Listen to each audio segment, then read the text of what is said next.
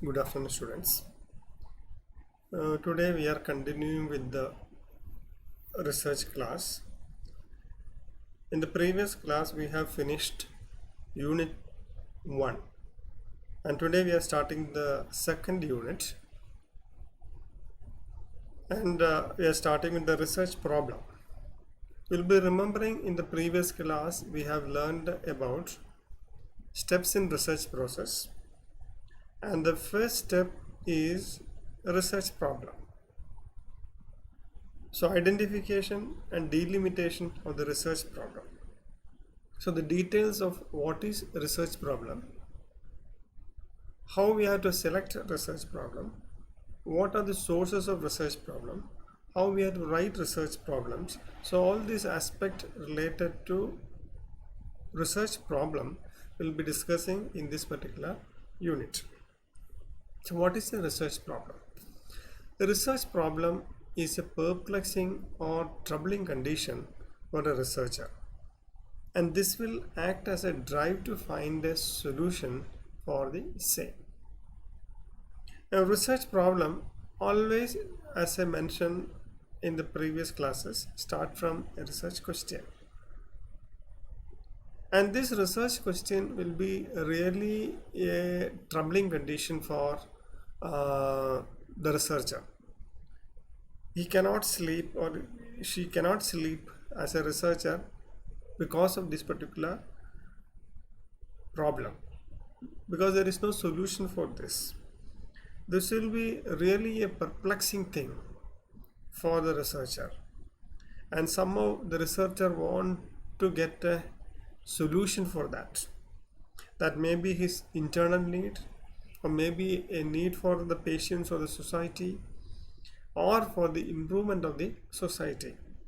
Now at present, there are numerous scientists are working to find out a new vaccine against the COVID-19, because it is a troubling situation for the millions of people all over the world, and they just want to find out a solution for that. That is why there are sleepless nights for many researchers throughout the world. They are trying to find out a vaccine against that. This is a research problem, a perplexing or a troubling condition for a researcher, and this will act as a drive to find a solution for the same.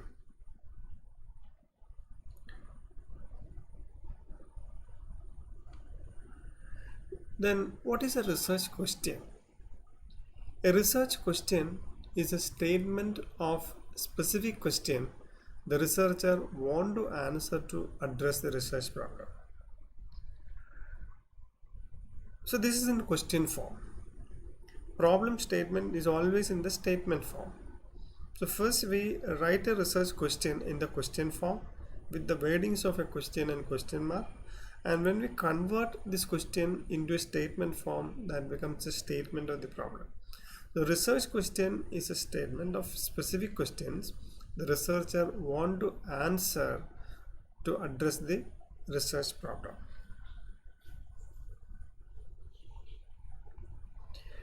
So the problem statement, as I mentioned, it is a description of the perplexing or troubling situation of researcher in a clear, concise manner using measurable or observable activity oriented terminology. So that terminology is important, and most of the time we used to say that in the problem statement there is a specific style is there, because it how we conduct the research study, what are the different variables we are studying, and what is the relationship between the variables, and where we are doing the study, that is the setting of the study. So all these factors should be there when we state a research problem. What are the different sources of a research problem? So from where we get the research problems? Sometimes it may be a personal experience, as an apple is falling down. It's a personal experience. Now maybe a patient, when all of us become patients, when we become a patient, then only we realize that a need for something. We are regularly forgetting the timing of medication. So in order to remind us about the timing of medication, we want to find a new equipment or a new method. So this is a personal experience. Sometimes it may be a practical experience, because while taking care of a patient, while lifting a patient, you are getting back pain. So you may think that if I have a device to lift a patient, a mechanical device, now I can serve my back. So these type of practical experience, from the practical experience we get research problems. And most of the time it is by reading literature. Literature is a very important source because millions of studies done on each subject area is described in the literature. So while reading sometimes textbook, or while reading numerous journals related to different subjects, we will come across some of the topics to be researched. So literature is the most important and wide source of for the research problem. Previous researchers. So the previous researchers, they will identify their limitations and they will give recommendations for future research, which are all the area other researchers can do their research. So these previous researchers act as an important source for research problems. Next is the social issues. Now, for example, the COVID spread is a social issue, or any other social issues. It can be an economical issue, or as a financial issue, or it can be the caste system, or it can be feminism, or related to women empowerment, or it can be a psychological issue or sociological problems. So it can be any issues, like medical issues, job related or work related issues, gender, as I mentioned. So numerous type of social issues are there, and from there also we'll get a important research problem. Then theories, reading theory, following theories, and developing a theory. These are all the areas of research related to theory. So these also act as an important source. Then ideas from the external sources. And these are some of the ideas given by sometimes a research guide, an experienced person. They may suggest, so this is an area, important area, as a novice researcher or a beginning researcher, you should do the study on this particular area. So that is an external source. So external sources, sometimes it may be a funding agency, so they may say that we will fund only for this type of researchers. So you have to do a study on this particular area, then only you will get the fund. So that is an external source. Then another important source we call as intuition. Now what is this intuition? Have you heard of this term before? Intuition is a gut feeling without any scientific reason for that. Now take for example, today you are going to the clinical area for your night duty in an ICU, and a patient is very serious in the ICU, and you know that patient will not survive for more than 5 or 6 hours. So you finish the night duty, you are coming back to your hostel for taking rest, but suddenly you are getting a feeling that when I go for the night duty today, that is the next day, the patient will be all right. I mean, this is a sudden feeling coming into your mind. There is no scientific reason for that, but you will get a gut feeling that this will happen. This is we call as intuition, and there are so many ideas will come into your mind. For example, APJ Abdul Kalam once said that my dream, my imagination is that to find out or to invent a missile that attack the enemies and come back safely after the attack into our own country. So this is a imagination. There is no scientific reason at present. I mean, this imagination is getting out of our intuition. So intuition is act as a source of research problem along with our imaginations and dreams. So then next is the thinking and reasoning. So thinking is an important weapon for the researcher. We have to think. There are so many type of thinking is there. There are creative thinking, there are lateral thinking, upward thinking, downward thinking. So there are a lot of type of thinking.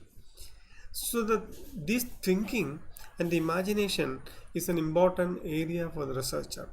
A researcher most of the time may be introvert.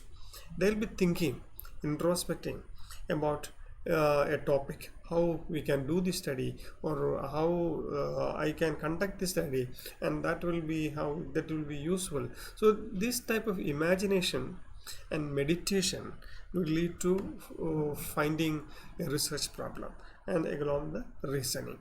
Then brainstorming, that is a discussion with others, a group of people, arguing, then finding the strength, weaknesses, and selecting a topic. So this numerous type of brainstorming activity also will act as a source of research problem. So I'll repeat it once more. The sources of research problems are personal and practical experience, literature, previous research, social issues, theory, ideas from external sources, then intuitions, thinking and reasoning, and brainstorming. Then steps in developing a research problem is the next area to discuss. What are the different steps in developing a research problem? First, we identify a research problem area, so that from all these areas we can identify, and sometimes we will have a interest towards some aspect. For example, one of my interest is why the patient has to spend a lot of money for their treatment once they become ill, and majority of the persons the treatment is not affordable. So whether I can do something to estimate the cost of the treatment in the surgical wards, and how we can find out an intervention to reduce the cost. So this is some interest area. So from there we identify the problem area, and after that we go for the review of resources. So mainly we'll read literature related to that.